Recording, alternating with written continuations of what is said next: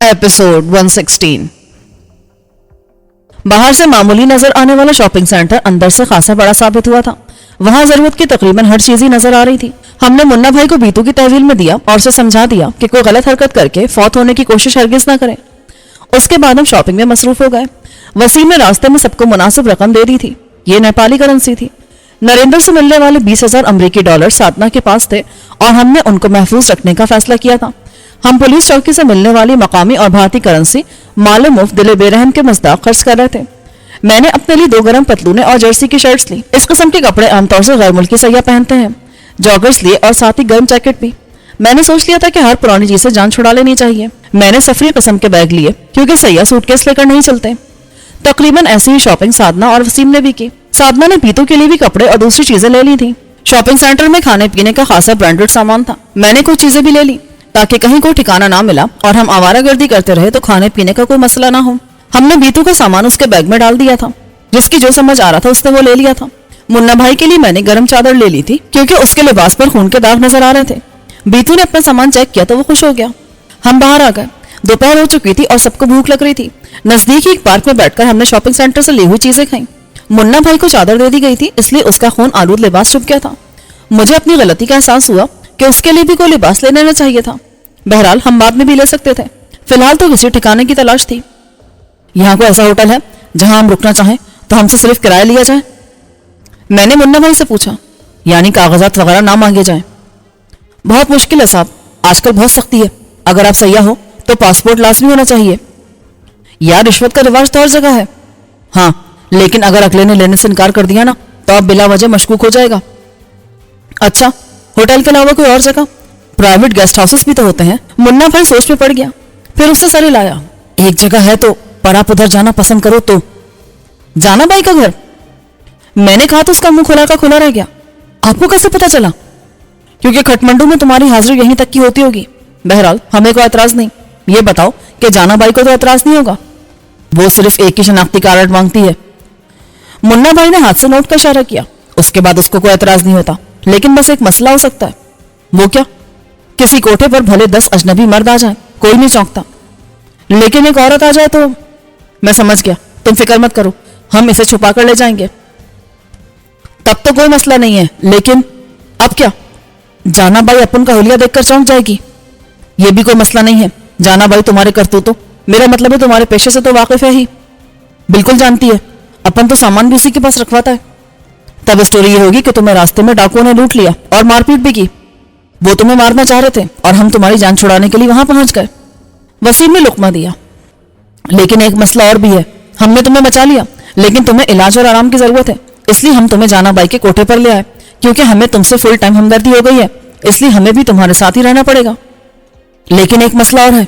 वो भी बता दो। लेकिन इसके बाद कोई और मसला हुआ ना तो मैं इसे किसी और तरीके से हल करूंगा। मुन्ना भाई ने दांत निकाले। अब कोई मसला नहीं होगा।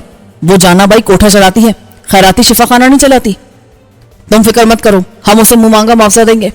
इस बार हमने 2 रिक्शे किए ताकि सुकून से पैक हुए बगैर सफर कर सके। एक रिक्शे में मैं और मुन्ना भाई बैठे, जबकि दूसरे में बाकी पार्टी आई। आगे हमारा रिक्शा था। ये बता दूं कि हम अपने कपड़े शॉपिंग सेंटर के ट्राई रूम में बदल चुके थे और पुराने कपड़े और पुलिस की वर्दियां हमने मुख्तलिफ जगहों पर फेंक दी थी। रकम के लिए कुछ चर्मी बैग्स लिए थे, लेकिन रकम अभी वसीम के पास ही थी। मैंने रास्ते में मुन्ना भाई से पूछा, ये जाना नाम इस तरफ का तो नहीं लगता? नॉर्थ इंडिया की है, जात की सिखनी है और यहाँ इसने अपना कोठा जमा रखा है। इस दौरान में रिक्शे मरकजी शहर से निकलकर मजाफाती इलाके में दाखिल हो गए थे। यहाँ नाम देवनागरी रस्मुल खत में थे, इसलिए हमारे लिए बिल्कुल अजनबी थे। कहीं कहीं इंग्लिश में भी नाम लिखे नजर आ रहे थे। ऊंचे नीचे पहाड़ी रास्तों पर जंगलात थे और उनमें कहीं कहीं आबादियां थी। शहर से दूर पुरसुकून ये बड़े लोगों का इलाका था। यहाँ बेशतर बड़े मकान थे। ये अच्छी बात थी। अगर जानाबाई का कोठा भी अलग थलग होता तो हमें बहुत आसानी रहती। कोई आधे घंटे बाद रिक्शे एक बड़ी सी 4 मंजिला इमारत के सामने रुक गए। ये सड़क के किनारे और बिल्कुल खाई के साथ थी, इसलिए जगह कम थी। उसके दाएं बाएं कोई इमारत नहीं थी। इमारत के सामने एक लकड़ी की बाड़ से हदबंदी की गई थी। यह है जानाबाई का कोठा। यह तो हाई क्लास टकला लग रहा है।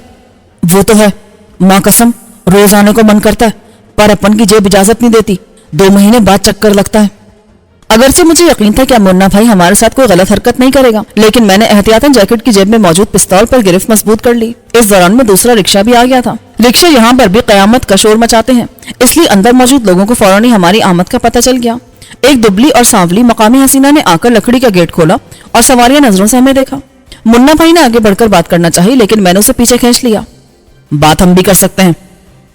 बीतू आगे आया। उसने कुछ कहा तो लड़की ने नफी में सर हिलाया। कि क्या कहा तुमने? बीतू बोला, हम बोला कि इधर रुकने का है। अरे अहमक, ये कोई होटल है क्या? कोठा है ये। वसीम ने उसे घूरा। अब हमको क्या पता कि कोठे पर आकर कैसे बात करते हैं? हम इससे पहले कभी कोठे पर गए क्या? मुन्ना भाई तुम बात करो, लेकिन ख्याल रहे कोई गलत बात मुंह से निकली ना तो इधर से गोली निकलेगी। मैंने उसे पिस्तौल की झलक दिखाई। मुन्ना भाई आगे बढ़ा और उसने लड़की से मकामी जुबान में कुछ कहा तो वो फौरन असबात में सर हिलाने लगी। उसने गेट खोला और हमें अंदर आने का इशारा किया। लड़की हमें सामने एक कमरे में लाई जिसमें 10-20 कालीन बिछे थे। एक तरफ रखे बखूरदान से खुशबूदार धुआं उठ रहा था। उसने हमें बैठने का इशारा किया। हम सब फौरन कालीन पर ढेर हो गए। कुछ देर बाद एक बनी ठनी औरत अंदर आई। उसकी सूरत देखते ही मैं समझ गया कि वही जाना बाई है। गोरी चिट्टी और पुरकशिश नक्कुश वाली औरत थी वो। सिकनी होने के बावजूद उसके वजूद से नाजुक अंदामी नुमाया थी। सरो कदर मुतनासिब बदन की। वो बहुत हसीन थी और सबसे बढ़कर कि उसके नक्कुश में वकार था। कहीं से भी तवाइफ की छाप नहीं थी। उसने हम सबको देखा और खास तौर से मेरी तरफ मुतवज्जो हुई। तुम्हारा ताल्लुक यकीनन पंजाब से है। उसने साफ सुथरी उर्दू में कहा। हाँ, ऐसे समझ लो। पाकिस्तानी हो? कि तुम कैसे कह सकती हो? तुम्हारा लहजा खुद बता रहा है। भारत के पंजाब में कोई हिंदी इस तरह नहीं बोलता है। क्या इस कोठे में आने के लिए आदमी का कहीं का होना या ना होना जरूरी है? वो घाक औरत थी। मेरा गुरेज भांप कर सलीके से बोली, नहीं, कोठे पर आने वाले की जात पात, रंग, नस्ल और जुबान नहीं देखी जाती, मजहब भी नहीं पूछा जाता। हाँ, लेकिन जेब जरूर देखी जाती है। वो मुस्कुराने लगी। उसने मजीद कुछ कहने के बजाय मुन्ना भाई की तरफ देखा। उसने चादर उतार दी थी और उसके जख्म और खून नजर आ रहा था। तुम्हारे साथ क्या हुआ? तुम तो वापस चले गए थे। रास्ते में डाकू मिल गए थे। अगर ये लोग ना मिलते ना तो अपन पार था, सब लूट लिया था। लेकिन तुम इसके अखराजात की फिक्र मत करो, वो भी हम अदा करेंगे। मैंने जाना भाई से कहा, तुम बार बार रुपए का जिक्र मत करो। हमने अपने कदरदानों से आज तक भाव ताव नहीं किया। अभी तो तुम लोगों को आराम और शायद खाने की भी जरूरत है, इसे इलाज की जरूरत भी है। उसने मुन्ना भाई की तरफ इशारा किया। नहीं, खाना हमने खा लिया था। जाना भाई ने ताली बजाई तो वही लड़की आई। उसने मकामी जुबान में उससे कुछ कहा। लड़की ने इशारा किया। हम सब खड़े हो गए। वो हमें दूसरी मंजिल पर लाई। वहां एक गैलरी में कतार से दोनों तरफ कमरे थे। उसने हमारे लिए 3 कमरे खोल दिए। एक में साधना चली गई, दूसरा बीतू और मेरे हिस्से में आया, तीसरा वसीम और मुन्ना भाई के। लड़की ने मुन्ना भाई के जख्म चेक किए और उसके लिए मरहम पट्टी का सामान लेने चली गई। मैंने अपना सामान रखा और बीतू से कहा, तुम सो जाओ, मैं भी आता हूँ। मैं सीढ़ियां उतरकर नीचे आया तो सामने एक और लड़की नजर आई। ये भी मकामी थी। उसने सर्दी में भी खासी मुख्तसर से साड़ी बांध रखी थी। मैंने उससे जाना बाई का पूछा। वो मुझे उसी कमरे में ले आई और बिठाकर चली गई। चंद मिनट बाद जाना बाई आई। क्या मेरे मेहमान को कोई शिकायत है? नहीं बाई, बल्कि सच्ची बात तो है कि मुझे इस जगह का माहौल कोठे वाला नहीं लग रहा। इससे पहले तुम कितने कोठों पर गए हो? ये पहला मौका है। फिर तुमको क्या पता कि कोठों का माहौल कैसा होता है? वो फिल्मों में फिल्मों की बात तो ना ही करो। मैंने इस नगरी में कई साल जाए किए हैं। वो तो हर चीज का हुलिया बिगाड़ कर पेश करते हैं। मैंने नेपाली करेंसी के चंद बड़े नोट निकालकर उसके सामने रखे। हमारा 1-2 दिन रुकने का इरादा है। अगर ये रकम तुमको कम लगे तो बता देना। उसने नोट उठाकर एक तश्तरी में रखे। ये बहुत है। तुम्हारा शुक्रिया। मैं बहुत थका हुआ हूं, अब आराम करूंगा। जरूर, लेकिन एक बात पूछूं, बुरा तो नहीं मानोगे? अगर बुरा ना मानने वाली बात हुई तो मैंने आज तक किसी सैय्यद को कोठे में ठहरते नहीं देखा। हालांकि यहाँ ठहरते वही लोग हैं जिनके घर नहीं होते, और जिनके घर ना हो वो सैय्यद ही होते हैं। ये कहकर मैं कमरे से निकल आया। ऊपर वसीम मुन्ना भाई की निगरानी कर रहा था। उसकी मरहम पट्टी हो चुकी थी। उसने मुझे देखते ही कहा, अपन को जाने दो, अपन तुमको खटमांडू में ले आया है। उसका लहजा किसी कदर बागियाना हो रहा था। मुझे मालूम था कि वो पुराना पापी था और इतनी आसानी से सुधरने वाली चीज नहीं था। मैंने दरवाजे की तरफ इशारा किया। जरूर, तुम जा सकते हो। उसने दरवाजे की तरफ देखा ही था कि मैंने दूसरा हाथ उसकी कनपट्टी पे दे मारा। वो वसीम के बाजुओं में झूल गया। वसीम खुश होकर बोला, वाह क्या हाथ मारा है। अब ये 2-3 घंटे से पहले होश में नहीं आएगा। 2-3 घंटे बाद होश में आकर भी हरकत नहीं कर सकेगा। मैंने कहा और बैग से रस्सी निकाल ली। उसके हाथ पांव बांधकर उसका मुंह बांधा और उसे जमीन पर बिछे कालीन पर डाल दिया। अब तुम भी आराम से सो जाओ। मैंने वसीम से कहा और अपने कमरे में आया तो बीतू खराटे ले रहा था। मैं भी अपने बिस्तर पर लेट गया। 1 मिनट के अंदर अंदर मुझे कुछ होश नहीं रहा था।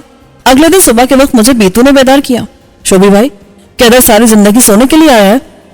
नहीं यार, बस नींद ऐसी आई। ये बताओ कि रात हो गई, क्या वक्त हुआ है? बीतू ने खिड़की पर पड़ा पर्दा हटाया। सुबह की तेज धूप से नीम तारीख कमरा जगमगाने लगा। क्या बात करता है शोभी भाई, इधर सूरज निकला पड़ा है। तुम 15 घंटे से सो रहे? इतनी देर से? हाँ, हम भी 12 घंटा सोया था, पर 3 घंटे पहले उठ गया। नहाया धोया, बाल बनवाया, शेव किया, मुन्ना भाई का दिमाग दुरुस्त किया। मुन्ना भाई? क्या उसने फिर कोई किया? बहुत कुत्ता आदमी है वो, पर हमने भी ऐसा हाथ मारा ना कि उसकी दूसरी आंख का बत्ती भी फ्यूज हो गया। बाकी किधर है? उधर दीदी के कमरे में, मुन्ना भाई को भी वहीं रखा गया है। उस आवारागर्दी में जो गुज़िश्ता कई हफ्तों से हमारा मुकद्दर बनी थी, हम सबका हुलिया खराब कर दिया था। बाल और शेव बढ़ गई थी और नहाने का मौका कम मिलने की वजह से जिस्म पर मैल की तह जम गई थी। बीतू ने बड़ा शानदार गुस्ल किया था क्योंकि वो बाकायदा चमक रहा था। उसके बाल भी सलीके से बने हुए थे। इधर नहाने का बंदोबस्त है क्या? बहुत मजे का बंदोबस्त है शोभी भाई। गर्म पानी है, टब है और लड़की भी आता। नहाने में लड़की कहां से आ गई? नहीं नहीं, हम नहीं बुलाता, वो खुद आता। और तुमको नहीं लाता? नहीं, हम शरीफ आदमी, बचपन से खुद नहाता है, इसलिए अभी भी खुद ना आया। चलो जरा बाथरूम तक। और हाँ, ये तुमने बाल किससे बनवाए? उसी लड़की से शोभी भाई, बहुत अच्छा बाल बनाता है। हाँ ठीक है, बाल बनवाने में कोई हर्ष नहीं है, आप भी शेव बनवा लो, वसीम भाई ने भी बनवाया है। साधना और वसीम दोनों अलग अलग सिमतों में मुंह किए बैठे थे। वसीम भी नहा धोकर और बाल शेव बनवाकर ताजा दम लग रहा था, और साधना ने भी शायद शैम्पू किया था क्योंकि उसके बाल रेशम की तरह सरसरा रहे थे। एक मैं ही मैला कुचैला हो रहा था। क्या बात है वसीम, ये पाक भारत जंग में वक्फा है क्या? शोभी, इसे समझा ले। क्या समझा लूं? यही कि इसने एक औरत से शेव क्यों बनवाई? मैं बनवाऊंगा, आइंदा मैं औरतों से शेव बनवाऊंगा और बाल भी कटवाऊंगा। मैं देखती हूँ ना तुम्हें। एक मिनट, खुदा के लिए मत लड़ो, और उस बीबी का अता पता मुझे भी बताओ जिसने बाल काटा और शेव बनाई है। क्या आप भी? क्यों, मैं क्यों नहीं? क्या मेरे सर पर बाल नहीं है कि शेव नहीं आई मेरी? देख लिया, इसमें कोई बुराई नहीं है, शहबाज साहब भी उसी से बाल और शेव बनवाएंगे। मैं जब वहां से रवाना हुआ तो उनमें बातचीत झगड़े की सूरत में शुरू हो चुकी थी। उसी कमरे में मुन्ना भाई भी बेदस्तो पा पड़ा था। बाथरूम निचले फ्लोर पर थे। एक लड़की ने वहां तक मेरी रहनुमाई की। वो तो बीतू के कहने के मुताबिक मुझे नहलाने पर कमर बस्ता थी, लेकिन मैंने उसे मना कर दिया। वो मना हो गई पर वहीं खड़ी रही। बड़ी मुश्किलों से मैंने उसे इशारों की जुबान में समझाया कि मैं अकेले में गुस्ल करता हूँ। उसके जाने के बाद मैं कपड़े उतारकर टब में घुस गया। गर्म पानी के टब से वाकई निकलने को जी नहीं चाह रहा था। 1 घंटे बाद भूख की शिद्दत ने मुझे गुस्लखाने से निकलने पर मजबूर कर दिया। बाल और शेव बनवाने का इरादा मैंने नाश्ते तक मुलतवी कर दिया था। साधना ने मुझसे नाश्ते का पूछा, जो मैंने उससे कहा कि मेरे ऊपर वाले कमरे में ले आए। मैं ऊपर आया तो साधना और वसीम में सचमुच सीज़फायर हो चुका था। वसीम ने उससे वादा कर लिया था कि वो आइंदा किसी लड़की से जामत नहीं बनवाएगा। नाश्ता पहले मेरे कमरे में आना था क्योंकि साधना के कमरे में तो मुन्ना भाई बंधा पड़ा था, लिहाजा साधना जाकर मेरे कमरे में आने वाला नाश्ता ले आई। नेपाल में देसी अंदाज का नाश्ता देखकर तबीयत खुश हो गई। उसमें पराठे थे, तले और उबले हुए अंडे और सूजी का हलवा भी था। नाश्ते के बाद चाय आई और ये भी आला दर्जे की थी। वसीम ने मुझे मशवरा दिया, आप बाल कटवाने के बजाय सिर्फ स्टाइल बनवा ले, लंबे बालों में आपकी शख्सियत बिल्कुल अलग लगती है, और शेव करने के बजाय हल्की सी दाढ़ी छोड़ दें। साधना ने भी मशवरा दिया। मुझे दोनों बातें दुरुस्त लगी। मेरी तस्वीर इम्कानी तौर पर नेपाल पुलिस के पास ही पहुंच चुकी थी, और अगर मैं अपने पुराने हुलिया में आ जाता तो बहुत आसानी से शनाख्त हो सकता था। मैंने उनकी बात मान ली, लेकिन जाने से पहले मैंने मुन्ना भाई को खुलवा दिया। वो पहले ही जख्मी था और बीतू ने उसकी बड़ी बेरहमी से खातिर तवाज़ु की थी। उसने मुंह खुलते हाँफते हुए कहा, तुम लोग अपन के साथ अच्छा नहीं कर रहे हो। हाँ, और तुमने तो हमारे साथ बहुत अच्छा किया था ना। बीतू उठते हुए बोला तो वो बिलबिला गया, इसे रोको, ये बहुत जालिम है। तुमने तो बड़ी इंसानियत दिखाई थी, हमें मरने के लिए भेज दिया था। साधना बोली, तुम्हारी आफियत इसी में है कि हमारी बात बिला चूचारा मान लो। मैंने उसे धमकी दी, वरना ये सिर्फ एक नमूना था। ये भी हो सकता है कि हम तुम्हें कहीं बेहोश करके डाल जाएं, और जब तुम्हारी आंख खुले तो तुम नेपाली पुलिस की तहवील में हो। तुम सोच सकते हो कि चौकी वालों की तरफ से तुम्हें शनाख्त किए जाने के बाद पुलिस तुम्हारा क्या हासिल करेगी। अपन कोऑपरेट कर तो रहे, और क्या करे। अपना मुंह बंद करके खामोश रहो। बीतू ने कहा तो वो सहम गया। उसे भी नाश्ता पानी दिया गया था। मैं बाल बनवाने नीचे आया। वही लड़की मुझे कमरे में ले आई जो किसी जदीद सैलून का मंजर पेश कर रहा था। लड़की ने कुर्सी पर बिठाकर मुझसे सर्विस का पूछा। वहां एक हेयर स्टाइल का मैगजीन था। मैंने उसका मुआयना किया और एक स्टाइल पसंद करके उसे बता दिया। उसने 20 मिनट में बड़ी महारत से मेरे बाल वैसे ही बना दिए। उसके बाद उसने एक मशीन की मदद से मेरी दाढ़ी मुख्तसर कर दी। मैंने आईने में खुद को देखा तो बड़ी तब्दीली महसूस हुई। तुमने बहुत अच्छा काम किया है। शुक्रिया सर। चार्ज क्या है? कोई चार्ज नहीं है सर, ये होम की तरफ से है। उसने वजाहत की, लेकिन मैंने उसे मकामी करेंसी का एक नोट दिया तो उसकी खुशी से अंदाजा हुआ कि ये उसके लिए बड़ी रकम थी। मैं ऊपरी फ्लोर पर आया तो उन तीनों के दरमियान जानाबाई के बारे में बात हो रही थी। उन सबको ताज्जुब हो रहा था कि यहाँ कोठे जैसा माहौल नहीं है, बावजूद इसके कि यहाँ मुन्ना भाई जैसे लोग आते थे। साधना ने बताया कि यहाँ जानाबाई अपनी 6 लड़कियों और 3 खादमाओं समेत रहती थी। ये मुझे बाद में वसीम ने बताया कि ऊपर की 2 मंजिलें उन 6 लड़कियों और उनके साथ रात गुजारने वाले ग्राहकों के लिए मखसूस थी। जाना बाई ने हमें दूसरे फ्लोर पर कमरे दिए थे। वो खुद मुलाजमाओं के साथ ग्राउंड फ्लोर पर रहती थी। कुछ देर के बाद मैंने वसीम को इशारा किया और हम मेरे वाले कमरे में आ गए। तुमने रकम का हिसाब किया? नहीं, मौका नहीं मिला, अब कर लेते हैं। हमने रकम बैग से निकाली और उसे गिनने बैठ गए। नोट बेशुमार थे, उनमें छोटे बड़े सारे ही नोट थे। हमने छोटे और बड़े गिनकर अलग अलग रखने शुरू कर दिए, साथ ही भारतीय और नेपाली रुपया अलग अलग किया। आधे घंटे में हमने सारे नोट गिनकर अलग कर लिए थे। हमारे पास कोई 2 लाख भारतीय रुपए थे, जबकि मकामी करेंसी उससे ज्यादा थी। उसकी मालियत को 7 लाख बनती थी। मुझे एक्सचेंज का रेट नहीं पता था, लेकिन मेरे हिसाब से ये भारतीय रुपए के बराबर की कदर बनती थी। यानी हमारे पास कोई 4 लाख भारतीय रुपए या 14 लाख नेपाली रुपए थे। हमारे पास $20,000 पहले से ही थे और अब हम मकामी करेंसी में भी लखपति हो गए थे। वसीम, क्या ख्याल है, अगर हम यहाँ से जाली कागजात हासिल करने की कोशिश करें तो ये रकम काफी होगी? मैं डॉलर्स आगे के लिए महफूज रखना चाहता हूँ। मुश्किल लग रहा है, शायद 1-2 के कागजात बन जाए, मगर इस सिलसिले में हमारी रहनुमाई कौन करेगा? मुन्ना भाई। हम 7वें वाले कमरे में आए।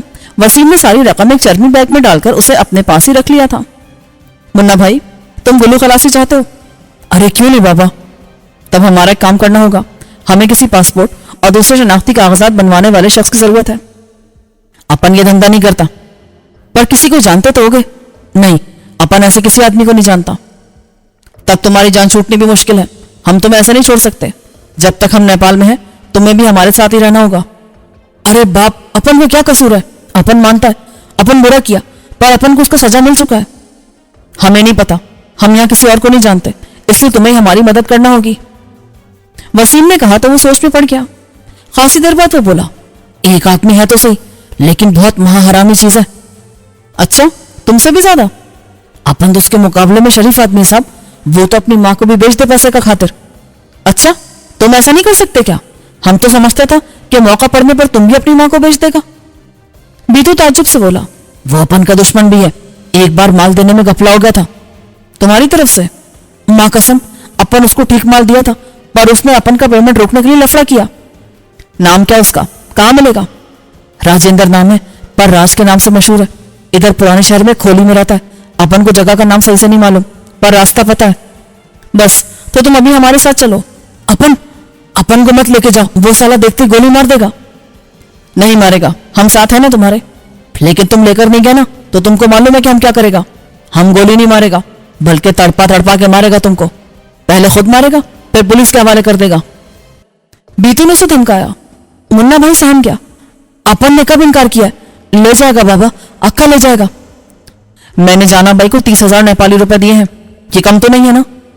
तुमने 30,000 दे दिया? ये तो बहुत ज्यादा है। ज्यादा है तो ठीक है, हमें ये जगह मुफ्त में पड़ी है। ये तो है साहब, इधर 5 स्टार होटल जैसा आराम है और दिखाना भी कुछ नहीं पड़ता, बस रोकड़ा चाहिए, रोकड़ा। मुन्ना भाई की हालत किसी कदर बेहतर थी और टिकोर वगैरह करने से उसके चेहरे की पोजीशन भी नॉर्मल के करीब हो गई थी। हम लंच करके निकले। मेरे और मुन्ना भाई के साथ बीतू भी था, क्योंकि बीतू किसी हद तक नेपाली जानता था। अगर मुन्ना भाई हमें धोखा देने की कोशिश करता तो बीतू से पकड़ सकता था। हमने असलहे में सिर्फ 2 अदद पिस्तौल साथ रखे थे। साधना और वसीम को हमने वहीं छोड़ दिया था। गुज़िश्ता दिन की तरह खटमंडू शहर अपनी आम हालत में था और शहर के करीब होने वाले पैरामिलिट्री ऑपरेशन का असर शहर में नजर नहीं आता था। हमें कुछ दूर जाने के बाद एक टैक्सी मिल गई। मुन्ना भाई ने टैक्सी वाले को किसी जगह का पता बताया और वो हमें लेकर रवाना हो गया। बीतू ने टैक्सी वाले से उर्दू में बात की तो वो दांत निकाल कर रह गया। शायद बीतू जानना चाह रहा था कि उसे उर्दू या हिंदी आती है या नहीं। टैक्सी वाला शहर के गुंजान आबाद इलाके में दाखिल हुआ। यहाँ तंग रास्तों के ऊपर कई मंजिला इमारतें थी, जिनकी बालकनियों से सूखने वाले कपड़े और बच्चे लटक रहे थे। गली में मौजूद तमाम बच्चे टैक्सी के साथ रेस लगा रहे थे और टैक्सी वाले की गालियां सुनकर भी बेमजा नहीं हो रहे थे। नीचे थड़ों पर बूढ़े लोग बैठे घूम रहे थे। ये खालिसतन पुराने शहर का मंजर था। फिर टैक्सी गंदी सी गली के सामने रुक गई। हमारी मंजिल आ गई है मुन्ना भाई? नहीं, इधर से कुछ दूर पैदल चलना होगा। हमने उतरकर टैक्सी वाले को किराया अदा किया। अचानक मुझे ख्याल आया। मैंने बीतू से कहा, टैक्सी वाले से बोलो ये कुछ देर रुककर हमारा इंतजार करे, इसे डबल मिलेगा। बीतू ने उससे बात की तो वो मान गया। उसने कहा कि वो 1 घंटा हमारा इंतजार करेगा और अगर हम इस दौरान में नहीं आए तो वो यहाँ से चला जाएगा। उसे वापसी का तय करके हम मुन्ना भाई की रहनुमाई में आगे बढ़े। यहाँ गलियां इतनी तंग थी कि उनमें कोई गाड़ी नहीं आ सकती थी। तंग गलियां भूल भुलैया जैसी थी और 10 मिनट में हम इतनी गलियां देख चुके थे कि मुझे यकीन था कि अब मैं अकेले वापस जाने की कोशिश करूंगा तो रास्ता भटक जाऊंगा। मुन्ना भाई कह रहा था, ये राज सख्त हरामी आदमी है और हरामी से ज्यादा हाथ छूटा है, मारता पहले पूछता बाद में है। मुन्ना भाई एक बुज़दिल स्मगलर था और लड़ाई भड़ाई से उसकी जान जाती थी, इसलिए वो इस वक्त भी परेशान था। बीतू ने उसको तसल्ली दी, तुम रोता काहे को है, تیرے کو کوئی نہیں مارے گا, جب بھی مارے گا ہم ہی مارے گا. گلیوں میں ایسے چہرے نظر آ رہے تھے جن پر جرم کی چھاپ نمایاں تھی. وہ مشکوک نظروں سے ہمیں گھور رہے تھے, لیکن ہم ان پر توجہ دیے بغیر ان کے درمیان سے گزرتے رہے. منا بھائی 3 منزلہ عمارت کے سامنے رکا اور سرگوشی میں بولا, وہ یہاں رہتا ہے. میں نے اسے سیڑھیوں کی طرف دھکیلا. اس نے راستے میں بتایا کہ راج آخری منزل پر ایک کھولی میں رہتا تھا. اس کے دروازے پر رک کر منا بھائی نے رحم طلب نظروں سے مجھے دیکھا. سب ابھی اپن کو چھما کرو اور خود دروازہ بجاؤ. میں نے دستک کی تو اندر سے کچھ ایسی آواز سنائی دی جیسے کوئی 1 ٹن وزنی جنگلی بھینسا ٹکرایا ہو. زبان مقامی تھی اس لیے میرے پلے نہ پڑی. میں نے بیتو کی طرف دیکھا. پوچھ رہا ہے کہ کون ہے, اسے بولو کہ کام سے آئے ہیں. بیتو نے میری بات دہرا دی. اس پر اندر سے کچھ کہا گیا تو بیتو کا چہرہ سرخ ہو گیا. حرام زیادہ گالی دے کر جانے کو کہتا ہے, تب اسے پہلے سبق دینا ہوگا, میں نے کہا اور دروازہ توڑ دینے والے انداز میں پیٹا. اس بار اندر سے کوئی 2 ٹن وزنی بھینسا ٹکرایا. منا بھائی کا رہا سا رنگ بھی اڑ گیا. سب سے پہلے اپن مارا جائے گا. میں کسی بھی خطرے سے نمٹنے کے لیے تیار ہو گیا. اسی لمحے کسی نے دروازہ کھولا. سامنے ایک چھوٹا سا تبتی نقوش والا نیپالی کھڑا تھا. اس کا قد بمشکل 5 فٹ تھا اور جسم میں گوشت سے زیادہ ہڈیاں تھیں. میں نے اسے گور کر دیکھا. راج کدھر ہے؟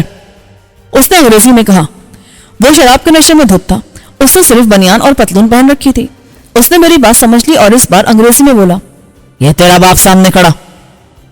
اس کی آواز بتا رہی تھی کہ وہی راج تھا. اتنے چھوٹے سے جسم سے نکلنے والا ساؤنڈ حیرت انگیز تھا, لیکن فی الحال اس کے ساؤنڈ سے زیادہ مجھے اس کی بات نے مجبور کیا. میں نے اسے اپنی طرف کھینچا اور گھٹنا اس کے ناف تلے دے مارا اور اندر کی طرف اچھال دیا. چوٹ کی شدت نے اس کی آواز گم کر دی اور وہ فرش پر گرا منہ کھولے تڑپ رہا تھا. ہم اندر گھس آئے. بیتو نے دروازہ بند کر دیا. کمرہ ایک ہی تھا کیونکہ داخلی دروازے کے سوا اس میں صرف ایک چھوٹی سی کھڑکی تھی. وہاں تھوڑا سا فرنیچر تھا. دیواروں پر فحش قسم کے پوسٹرز لگے تھے. زمین پر ایک گدے کے آس پاس شراب کی 2 خالی بوتلیں تھیں. راج نے تڑپتے ہوئے ایک دم گدے کے نیچے ہاتھ ڈال کر ایک پستول نکالا جو بیتو نے اس سے نہایت آسانی سے چھین لیا اور ہنس کر بولا, کچھ اور ہے تو وہ بھی نکال لو. میں نے اس کو سینے پر ایک ٹھوکر ماری. اس کے پاس ایک ساؤنڈ ہے, یہ بس وہی نکال سکتا ہے. وہ پھر تڑپنے لگا. منا بھائی دہشت زدہ نظروں سے کارروائی دیکھ رہا تھا. کئی منٹ بعد راج اس قابل ہوا کہ بول سکے. اس نے بڑی مشکل سے اٹھ کر شراب کی بوتل اٹھائی اور اس میں موجود 1/4 مالا ایک ہی سانس میں حلق سے اتار لیا. پھر وہ کانپتی ہوئی آواز سے بولا, تو کون ہے باپ, اور اس طرح ادھر آنے کا مقصد؟ مقصد بتا دو تھا کہ کام سے آئے ہیں, لیکن تو کتے کا بچہ ہے, انسان کی زبان نہیں سمجھتا. مت مارو, بولو کام کیا ہے؟ کام بتاتے ہیں, پہلے اس کو دیکھو. میں نے منا بھائی کی طرف اشارہ کیا. اس نے منا کو دیکھا تو اس کے منہ سے بے ساختہ گندی گالی نکلی. وہ ہندی جانتا تھا کیونکہ یہ اسی زبان کی گالی تھی. اس بار منا بھائی نے اسے ایک لیفٹ پنچ رسید کیا. وہ دوبارہ گدے پر گر گیا. ہم نے راج کی جو درگت بنائی تھی اسے دیکھ کر منا بھائی بھی شیر ہو گیا تھا. وہ اس کی مزید پٹائی کرنا چاہ رہا تھا لیکن میں نے اسے روک دیا. پھر میں نے راج کو خبردار کیا, اپنی زبان قابو میں رکھو ورنہ کام کی بات ہوگی نہیں اور تم پٹتے رہو گے. میں اسے چھوڑے گا نہیں. یہ تمہارا آپس کا معاملہ ہے. میرا کام کرنے کے بعد تم اس سے نمٹتے رہنا, لیکن ابھی مجھے یہ تمہارے پاس لے کر آیا ہے. راج نے بے یقینی سے منا بھائی کی طرف دیکھا. یہ صرف گن پوائنٹ پر ادھر آ سکتا ہے.